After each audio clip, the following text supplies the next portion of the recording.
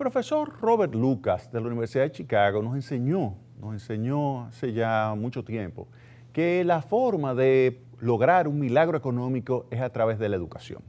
Cuando usted tiene una población educada, usted tiene una población productiva y eso genera entonces un aumento del valor agregado. ¿Y el valor agregado qué es? El valor agregado es la cantidad de recursos que se va a utilizar para distribuir entre aquellos que ganan salarios y aquellos que reciben beneficios por el capital invertido. Es decir, que si usted tiene una población muy educada, usted va a tener una mayor masa de recursos que se ha creado en una determinada sociedad. Si usted toma, por ejemplo, los Estados Unidos, Singapur o países como Alemania y otras regiones en términos generales, digamos, avanzadas, se puede evaluar rápidamente la relación que existe entre el nivel educativo y el aporte al Producto Interno Bruto, que es el valor agregado. Usted se va a dar cuenta de que los países con mayor nivel educativo son los países con mayor nivel de ingreso. Usted toma el caso japonés, una población extraordinariamente educada, una población con conocimientos avanzados de matemáticas, de ciencias, de lectura comprensiva, y eso se puede ver fácilmente en la prueba PISA. La prueba PISA es una prueba que se realiza y que se aplica a muchachos jóvenes, muchachos de 15 años, para determinar el nivel de matemáticas, de ciencia y lectura comprensiva. Y se aplica a nivel internacional y es una prueba estandarizada. Esa prueba que se aplica, si usted se va a Japón, se va a dar cuenta de que Japón está entre los primeros lugares. Si se va a Finlandia, se va a dar cuenta de que Finlandia está entre los primeros lugares. Si se va a Singapur, se va a dar cuenta de que Singapur está entre los primeros lugares. Muchas veces ha quedado primer lugar, Singapur, una cosita de país. Pero asimismo, usted va a encontrar diversos países que definitivamente tienen un muy buen desempeño. Y ese muy buen desempeño, obviamente, que se traduce en una capacidad de generación de ingresos. Y esa capacidad de generación de ingresos implica que la población entonces mejora sus condiciones de vida. De tal manera que hay que tratar, si se quiere alcanzar un milagro económico, hay que tratar de mejorar el nivel educativo de la población. En el caso de la República Dominicana, bueno, ¿qué sucede? ¿Dónde estamos nosotros con relación a la prueba PISA? Hay 78 países que participan en esa prueba, es decir, que no son todos los países del mundo que participan. Hay 78 países. La República Dominicana participa y está en el último lugar. Está en el último lugar en matemáticas, está en el último lugar en ciencias, está en el último lugar en lectura comprensiva. Es decir, que tú le das un texto a un muchacho de 15 años y lo comparas a ese muchacho de 15 años dominicano con otros 77 países y los muchachos de los otros 77 países tienen mejor desempeño que la República Dominicana. En matemáticas por igual, en ciencias por igual. Es decir, que República Dominicana está muy lejos de lo que se requiere para poder hacer un milagro económico. Un milagro económico se pudiera definir como aquella trayectoria de crecimiento económico que permite una ampliación de la masa de valor agregado, pero distribuida equitativamente. ¿Por qué digo esto? Porque usted puede tener una economía que crece muy rápido, pero donde el 50% de población es pobre y vulnerable, y entonces tiene una población que se queda atrás del crecimiento. Es decir, que usted tiene cada vez una situación donde hay una presión hacia el aumento de la desigualdad, que obviamente tiene que ser enfrentada con políticas sociales donde hay transferencia de recursos de los más ricos y de la clase media a los más pobres y vulnerables. Si usted divide una sociedad entre pobres, 20% de la población, vulnerable, el segundo 30%, ya ahí tiene la mitad, y luego clase media, 45%, y los más ricos, 5%. Usted puede tener esa división. Entonces, si usted tiene un ritmo de crecimiento acelerado, usted, perfecto, puede tener un aumento de la masa, pero cuando lo distribuye, se va a dar cuenta de que el mercado laboral lo distribuye hacia aquellos que mejor nivel de preparación, mejor nivel de conocimiento, mejor nivel de educación tienen. Y eso hace que el mercado laboral vaya creando cada vez más desigualdad. Para enfrentar eso, entonces aparece el gobierno con una política de gasto público donde toma recursos de los ricos a través de los impuestos y lo distribuye a través del gasto público en subsidios, transferencias directas, como es el caso de Prosoli, como es el caso de los subsidios que pueda darse a diferentes servicios públicos o servicios como educación, salud, que también están tremendamente subsidiados por parte del Estado a favor de los segmentos más pobres y vulnerables del país. De tal manera que eso es lo que sucede cuando usted tiene una población que tiene el acervo de capital humano, que es el nivel educativo, distribuido muy inequitativamente, de forma muy desigual. Eso no es milagro. Aun cuando usted crezca, eso no es milagro. Milagro es lograr que todo el mundo crezca de forma paralela, de parte del sector del mercado laboral. Cuando el mercado laboral le permita a usted, sea pobre, sea de clase media, sea vulnerable, sea rico, crecer proporcionalmente, entonces ahí podemos decir que estamos ante un milagro. Entonces, pero para eso usted necesita mejorar la calidad de la educación. Bien, ahora, ¿cómo usted logra mejorar la calidad educativa? ¿Cómo usted logra mejorar la capacidad de la persona, por lo tanto, de obtener ingresos? No importa dónde usted esté, es decir, si usted nació en un hogar rico, obviamente que usted tiene más potencialidad de generar ingresos porque usted va a poder tener más capacidad de absorber pues, la educación que le estarían brindando. Ahora, si usted es un vago, obviamente usted no va a absorber nada. Pero si usted es una persona que le dan la oportunidad de estudiar y usted la aprovecha y estudia mucho y trabaja mucho, usted será capaz de generar ingresos. Ahora, si usted es pobre y le dan la oportunidad de estudiar, usted logra generar también un aumento significativo de los ingresos. Incluso puede ser hasta más acelerado que el de los más ricos, porque usted tiene más ansias de llegar, usted tiene más ojos de tigre para poder seguir hacia adelante y mejorar sus condiciones de vida. Así que lo que hay que tratar es darle oportunidad a las personas para que se eduquen. Ahora, ¿cómo se logra darle un buen servicio educativo a las personas? El mercado de educación, obviamente, que es un mercado sumamente distorsionado, es un mercado que no asigna correctamente los recursos en el sentido de que los pobres del mercado no reciben educación a menos que tengan recursos para pagar, pero por definición, si son pobres, no tienen recursos para pagarla. De tal manera que no se le puede dejar al mercado. Y por eso, dada esa ineficiencia, dada esa distorsión de mercado, aparece entonces la intervención del Estado. ¿Para qué? Para tratar de corregir esa imperfección que existe en el mercado. Esa imperfección del mercado la trata de resolver el Estado. El Estado trata de resolver esa imperfección del mercado. ¿Y cómo lo hace? A través de, ya sea suplir el servicio de educación directamente o ya sea contratar a alguien para que supla ese servicio, a alguien del mercado privado para que supla ese servicio y lo paga. Eso es lo que le dicen en los Estados Unidos los charter schools, las escuelas donde usted le paga recursos y esas escuelas reciben a niños pobres o vulnerables, de hogares vulnerables, y entonces se le educa. Y hay otras, como es el caso de República Dominicana, donde simplemente el Estado ofrece el servicio, que es la educación pública. Bien, ahora, como usted lo que quiere es mejorar el nivel de educación pública, usted tiene que tratar de mejorar, obviamente, la calidad del maestro, porque lo que se ha demostrado es que la calidad del maestro es lo fundamental para usted poder mejorar el nivel educativo de los estudiantes. La función de producción, es decir, cómo usted, imagínese que usted está fabricando zapatos, usted toma, coge los insumos, coge la piel, coge el hilo, coge los diferentes insumos que se utiliza, coge la maquinaria, lo pone junto a una persona, a un operario, y ese le hace el zapato. Es decir, que usted le pone todos los elementos, pone una persona que es un experto haciendo zapatos y le hace un buen zapato. Me pone a mí a hacer un zapato y voy a hacer algo que va a ser un desastre, un verdadero desastre. Pues eso es lo mismo, esa es una función de producción donde usted le pone a una persona altamente capacitada a hacer el zapato. Pues bien, ¿qué es lo que sucede en un aula? Un aula es una función de producción, así como es una zapatería, esta es una función de producción donde usted está creando un servicio de educación que va a ser absorbido por los estudiantes. Ahora, ¿cuál es el elemento fundamental, el insumo clave de esa función de producción? El insumo clave es el maestro.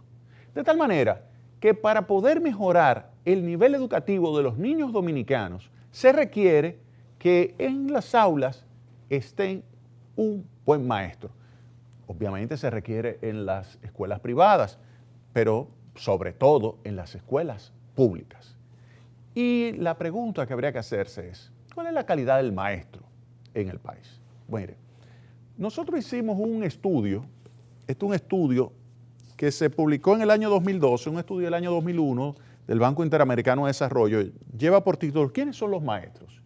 ¿Quiénes son los maestros? Lleva por título este libro. En el capítulo 5 se describe la calidad del maestro dominicano. Ahí está, República Dominicana, remuneraciones e incentivos desligados del desempeño. Andrés Daguarre y Jaime Ariste Cuder. Esto se hizo por parte del Banco Interamericano de Desarrollo en el año 2001. ¿Qué se concluye con relación a los maestros? Se concluye lo siguiente.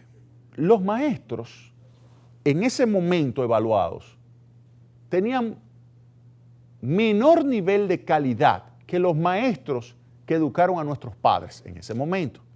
Pero lo grave es que los que estaban entrando a la carrera docente eran peores que los que estaban ahí en ese momento impartiendo docencia. De tal manera que se veía una clara tendencia descendente de la calidad del maestro. Una clara tendencia descendente. Una caída de la calidad del maestro. Por eso, cuando usted analiza, usted dice, bueno, yo entiendo por qué hay un mal servicio de educación en la República Dominicana en términos generales, pero en particular en la educación pública. Un muy mal servicio de educación pública y eso lo tenemos que resolver. Y en los años 90, hay que recordar, se llegó, después de mucho discutir, se llegó a la Ley General de Educación, 1997.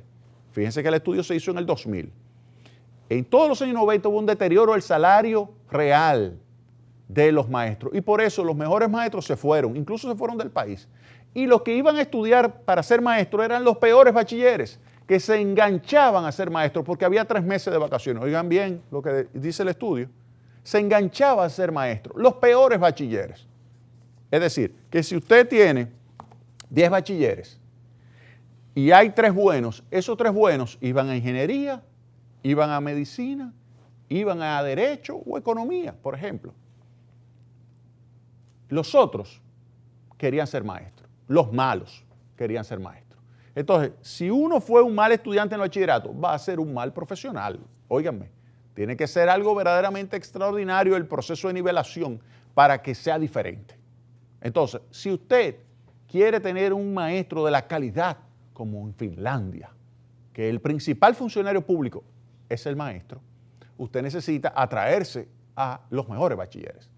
Ahora, con la Ley General de Educación publicada y con esta investigación se veía claramente de que no se estaba aplicando la Ley General, que ya se aprobó en 1997. Y de hecho, es así. ¿Por qué? Porque uno de los elementos fundamentales es el 4% de educación, del PIB para el servicio de educación. Y no se estaba invirtiendo. No se invirtió, oigan bien, no se invirtió esos recursos ni en el año 97, ni en el año 98, ni en el año 99, pero en la década del 2000 tampoco. 2001, 2002, 2003, 2004, 2005, 2006, 2007, 2008, 2009, 2010. Tampoco se invirtió el 4%. 2011 tampoco, 2012 tampoco. 2013, en ese presupuesto que se aprobó en el año 2012, por primera vez se cumple lo establecido en la Ley General de Educación y se coloca el 4% del Producto Interno Bruto para educación. 4% del Producto Interno Bruto para educación se coloca. Por primera vez se coloca. Entonces, ¿qué significa eso? Eso significa que entonces se crean las condiciones. ¿Para qué? Aumentar primero el salario de los maestros. Lo segundo, se establece una inversión masiva en infraestructura. Una inversión importantísima en infraestructura. Y además, se comienza a darle un mayor nivel de servicios, por ejemplo, de apoyo a los estudiantes, como es el caso del desayuno escolar, la merienda escolar, se establece la tanda extendida. Usted me dirá, no, pero falta mucho por hacer. Sí, claro, pero es que esto es apenas del año 2012.